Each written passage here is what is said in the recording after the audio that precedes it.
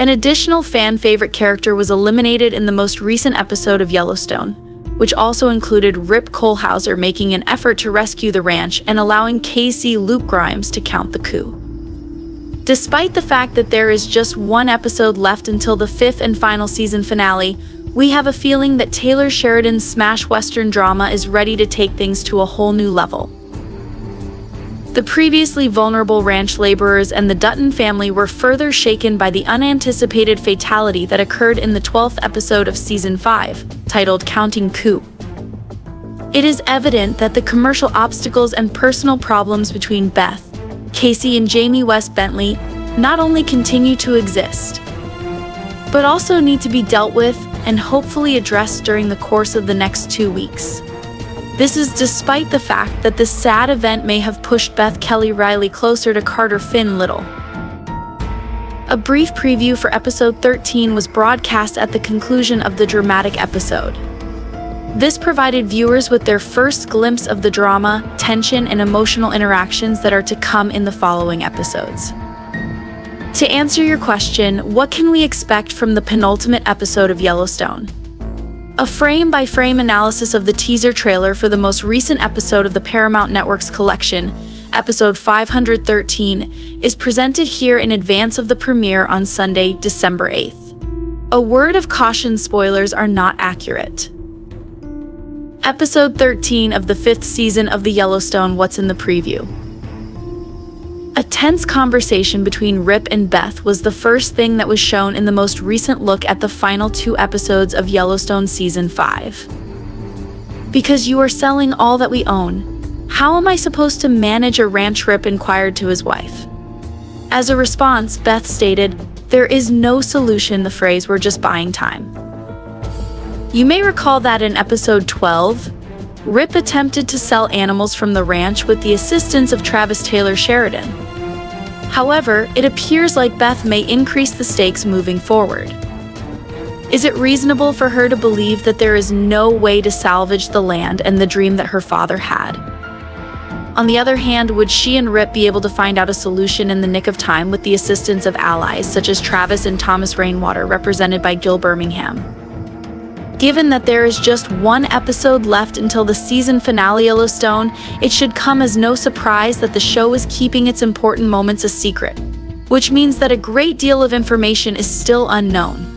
An additional look at a stressed-out Beth, a first glimpse at what appears to be an approaching horse show or auction, and a potentially hopeful discussion between Rip and Lloyd Forey J. Smith were all things that fans were able to see in the promo for episode 12.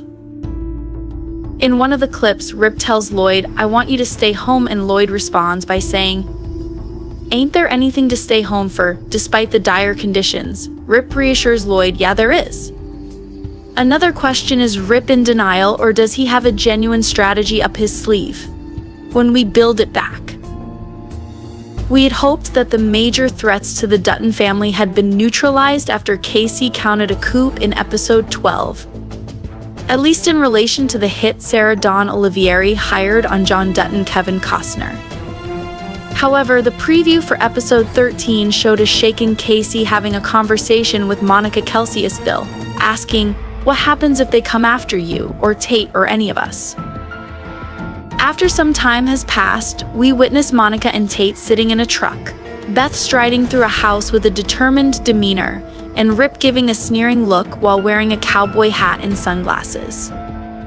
Another thing that we catch a glimpse of is an automobile racing through the night with what seems to be smoke trailing after it. There is a large group of people, and we see Casey and Monica make their way through the crowd. Of critical importance is the fact that we observe Jamie walking through a building in the presence of a number of FBI agents. It would appear that Dillard, played by Rory Cochrane, may go through with his promise to obtain a warrant. Before Sarah's death, Yellowstone gave the impression that Beth and Sarah would be engaged in a head-to-head conflict throughout the remainder of the season. However, now that Sarah is no longer a factor, Beth is able to direct all of her efforts toward bringing Jamie down. Once more, Beth is seen in the trailer for episode 13 asking, "Are you actually having fun yet?" into the phone. But instead of Sarah being on the other end of the line as we had been made to expect by the cuts that came before, Jamie responded with, "You ruin me. You destroy yourself." Despite the fact that Beth seems confident in the phone call, the promo for the penultimate episode concludes by implying that she might be taken aback in the future because of something unexpected. Beth is shown standing inside a house with her hands on her hips in the frame that serves as the last picture, with her back turned toward a sliding glass door. The teaser gives the impression that a man is approaching the house from behind from the outside.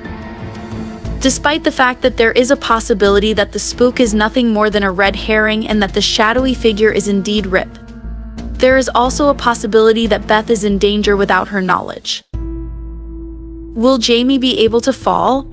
Will Beth end up losing everything? Alternatively, will Yellowstone choose the path that Jamie keeps tantalizing, which is one that guarantees destruction for both parties? Like every other time, we will have to wait and see what Sheridan has in store for the last few hours of Yellowstone's operation.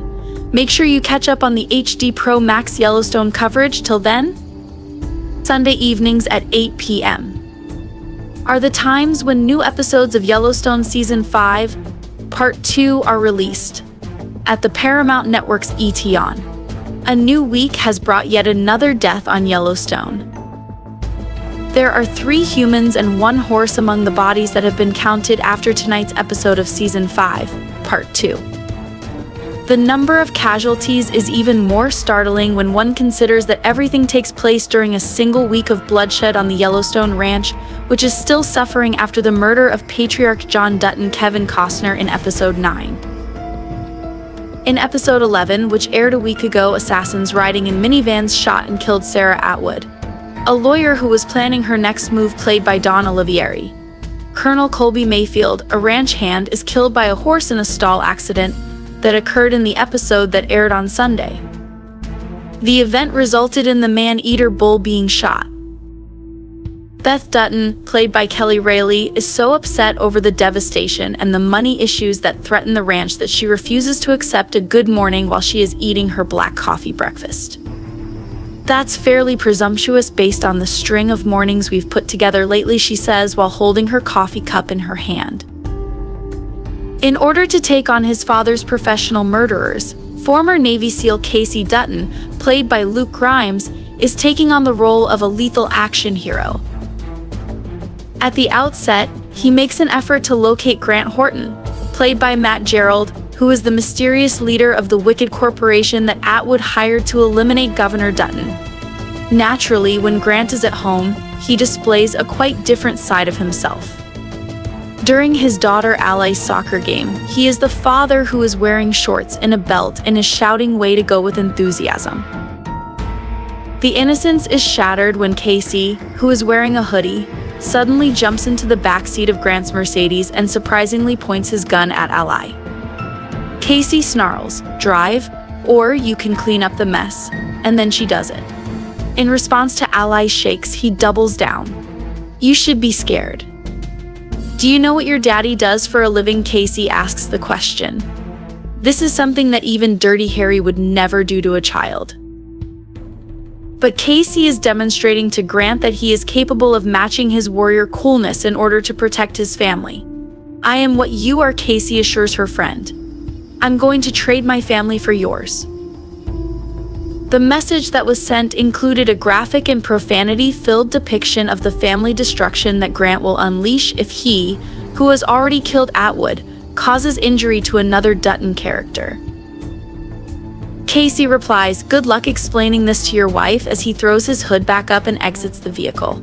In a significant turn of events, the Native American spiritual guide Momo brings plenty, is the wingman who drives the SUV and picks up Casey. In the future, this collaboration will be extremely important. A blow has been dealt by the courageous death of Colby, played by Denham Richards, who rescued Carter, played by Finn Little, from a horse that had gone mad. On the television show Yellowstone, Colby, the lone black character, was getting serious with Teeter, the bunkhouse love, who was played by Jennifer Landon. Over the phone, the two of them make a lovely trip into the territory of "I love you" to begin the episodes that air on Sunday. You would be thinking, blowout ranch wedding in the majority of the series. When Carter realized that Colby was in danger, he hurried out of the stable, grabbed the shotgun, and dealt with the horse that was causing the problem. On the other hand, the kicks are so devastating that Rip Wheeler, played by Cole Hauser, does not even attempt to help. To communicate with Teeter in Texas, he accesses the flip phone and pulls it out.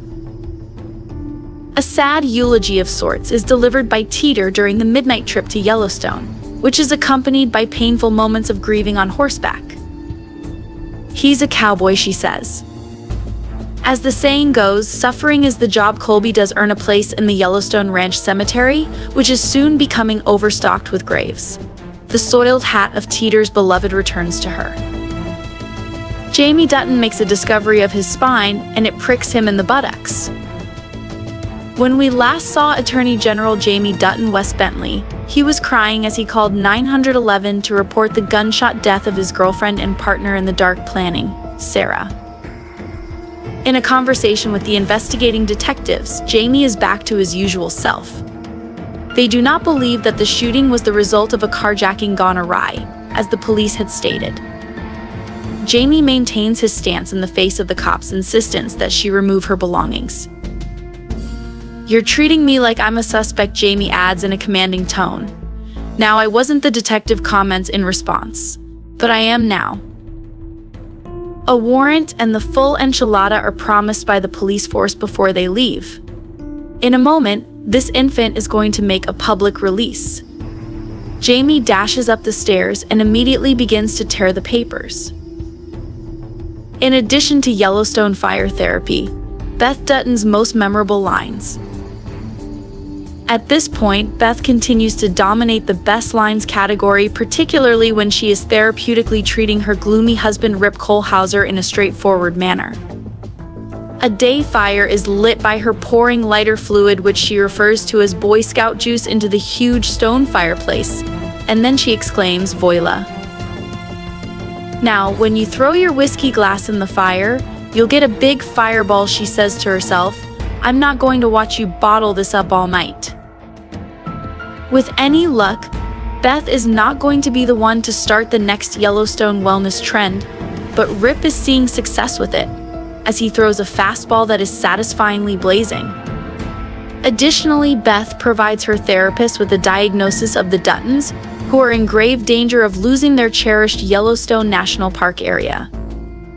It is sufficient to mention that it is not included in the usual manuals and that it will not be included in the CBS announcement. Casey hears the second top line that Beth has to say, which makes it quite apparent that she will deal with her brother Jamie in her own way while maintaining the family's terrible secrets. "The best liars are 90% true, and I'm the best liar," Beth is quoted as saying. "You leave Jamie to me." The doomsday clock that Jamie keeps just got closer and closer to midnight. The premiere of the 4th episode of the second half of the 5th season of Yellowstone took place this past Sunday, and it featured an increased number of deaths. On the basis of the most recent episode, the body count for Season 5, Part 2 is comprised of 3 humans and 1 horse. The number of casualties is even more startling when one considers that everything takes place during a single week of bloodshed on the Yellowstone Ranch, which is still suffering after the murder of patriarch John Dutton Kevin Costner in Episode 9. In Episode 11, which aired a week ago, assassins riding in minivans shot and killed Sarah Atwood, a lawyer who was planning her next move, played by Dawn Olivieri. Colonel Colby Mayfield, a ranch hand, is killed by a horse in a stall accident that occurred in the episode that aired on Sunday. The event resulted in the man-eater bull being shot.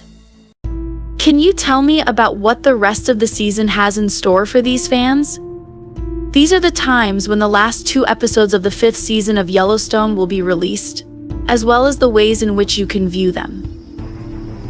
In accordance with Paramount, the debut of Part 2 took place on Sunday, November 10th, and new episodes are scheduled to be released on Sunday evenings. This is the schedule for the release of the 2 episodes that are still to come. Episode 13, the 8th of December. Episode 14, the 15th of December.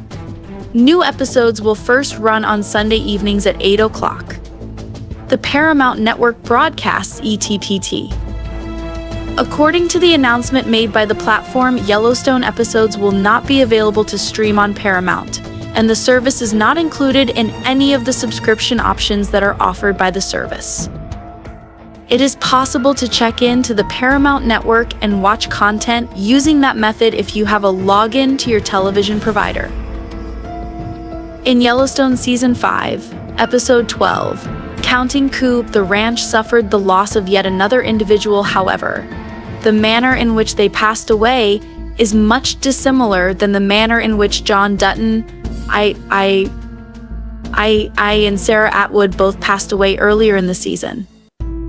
As the 5th season of the neo-Western drama that airs on the Paramount Network is expected to be the show's final installment, it is presumed that the tale will be concluded in the year 2024. Considering the amount of bloodshed that has already occurred in Yellowstone Season 5, Part 2, it appears as though every single person's life is up for grabs, even if their deaths do not make any sense in relation to the storyline.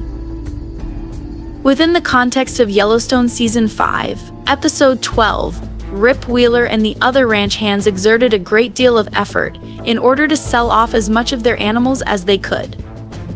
Rip shared with the others that he would tolerate the loss of horses, cattle, bulls, and other animals more than the loss of any of the property to the state. Therefore, the cowboys and cowgirls set to work, and some of them assisted in transporting the animals when they were needed. On the other hand, tragedy struck once again at the Yellowstone Dutton Ranch in Episode 12, and the passing of one of the characters will forever alter the lives of the others, particularly having an effect on 2 of the ranch hands. In the episode Counting Coup, Carter was in the stables filling up the water for the horses when he came across a horse that was not under his control.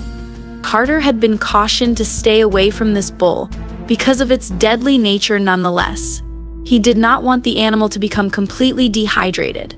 The bucket was collected without much of a fuss after he sneaked into the stable and retrieved it. Nevertheless, Carter did not have as good fortune when he returned.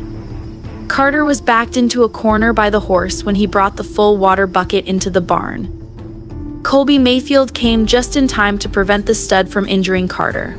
Carter was able to escape with the assistance of Colby, but the Yellowstone Season 5, Part 2 character lost his life as a result. Colby was on the inside of the barn when the horse kicked and stomped on him, which resulted in his death nearly immediately in Yellowstone Season 5, Episode 12. The animal was already dead when Carter returned with a shotgun, which he had retrieved after escaping. However, it was too late to save it. The other ranch hands were alerted by the sound of the rifle shooting, and they immediately hurried to the stables to take cover. They had no choice but to remove Colby's body from the stable and inform the other people, including Colby's family, of his passing. Sadly, there was nothing further they could do. It should come as no surprise that Ryan and Teeter were utterly heartbroken because they had lost their best friend and boyfriend, respectively.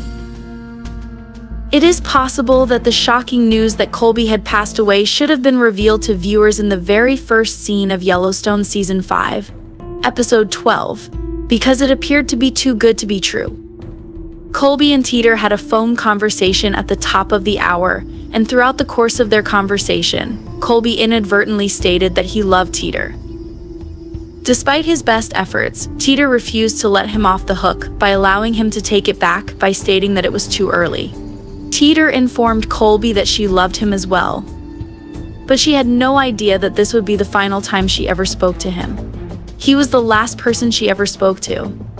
On account of this, the passing of Colby was an even more tragic event. The Hollywood Reporter had a conversation with Christina Alexander Voros, the executive producer and director of Yellowstone, after watching the 12th episode of the 5th season of the show. The conversation was on the sudden death of Colby. In the course of the conversation, the director of Counting Coup provided an explanation as to why the outcome of Colby's story was so tragic, according to Voros. For anyone who really understands the lifestyle of cowboys and working with animals and the risks of the job, and Rip says it about himself, it's a dangerous job, and this kind of thing happens, and it happens in a split second. This death comes as a shock because it's so simple. And it's so grounded in the world in which all these characters work that it's profoundly tragic because there's no enemy here. It's the risk of the job. And especially because of the way that Colby and Teeter's relationship has been playing out, absence makes the heart grow fonder. And their relationship had really just begun to take root in a different way. The timing of it is just gut-wrenching. Television shows should never do something unexpected only for the purpose of startling the audience, rather. They should shock viewers with unexpected events that make sense to the tale. For example, the horrific murder of Sarah that occurred at the conclusion of Yellowstone Season 5, Episode 11, was a significant event that moved the story ahead. Nevertheless, despite the fact that it was a shocking and devastating event, Colby's passing did not make a significant contribution to the narrative. All it did was throw another wrench into the lives of the other characters. On the Yellowstone Dutton Ranch, John had already been taken from them. Do you truly think it was necessary for the characters in Yellowstone Season 5 to also lose Colby? There is only one thing that the unneeded death of Colby in Yellowstone Season 5, Episode 12 does, and that is adding another corpse count to the list of those included in Season 5, Part 2. Additionally, the impact of Colby's death was mitigated by the deaths of John and Sarah in the past. Because each death in a television series gets less and less significant as the tale progresses, what happened to Colby in Yellowstone was so lackluster, puzzling, and entirely uncalled for. If a television series begins killing characters left and right, each death will become less and less significant.